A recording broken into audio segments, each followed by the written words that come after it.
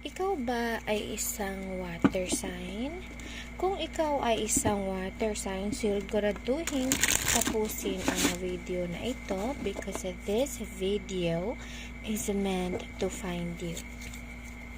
Una sa lahat, sino ba yung mga tinatawag na water sign? So, kung ikaw ay isa sa mga zodiac signs na ito, ikaw ay isang water element. So, ang mga water element ay ang mga Cancer, Scorpio, and Pisces.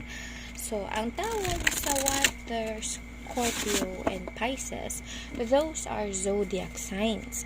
Ang tawag naman sa element na iyon ay water. So, sila yung mga empathetic, sila yung magagaling makasama, sila yung creative, sila yung mga sentimental, sila yung magagaling yung intuition.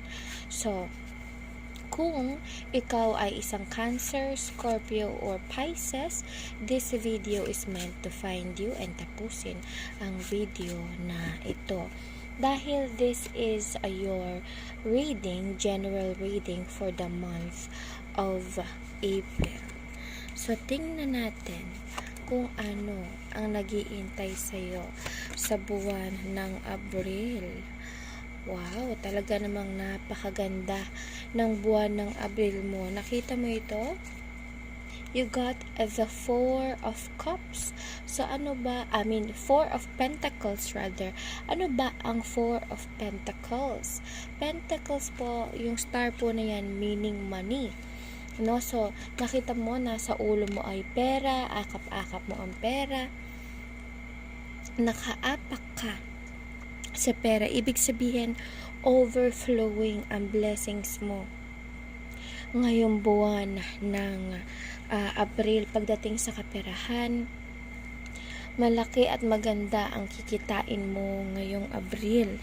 So, sabi dito, overflowing din ang blessing mo na makakamit ngayong panahon ng Abril or sa buong buwan ng Abril, no? So, if you're planning to do something, if you want to do something, so this is the sign na mayroon kang basbas na ibibigay na sa'yo, yung iniintay mo blessing, yung pinaplano mo na negosyo, yung pinaplano mo pagkakakitaan, yung travel na pinaplano mo magiging successful yan.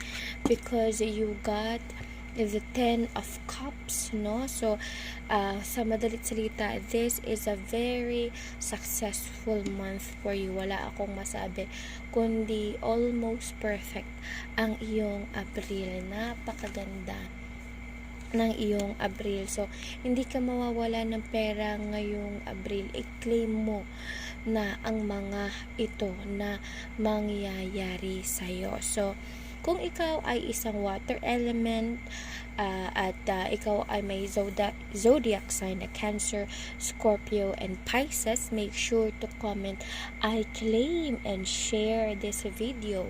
Huwag kakalimutang isave ang video na ito dahil sa katapusan ng Abril, sinisigurado ko sa iyo na babalikan mo ito at pagbalik mo, i-comment na I resonate. Ibig sabihin, nangyari na ang mga ito.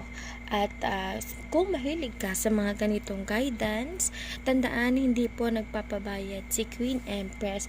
All readings, guidance, or hula are free.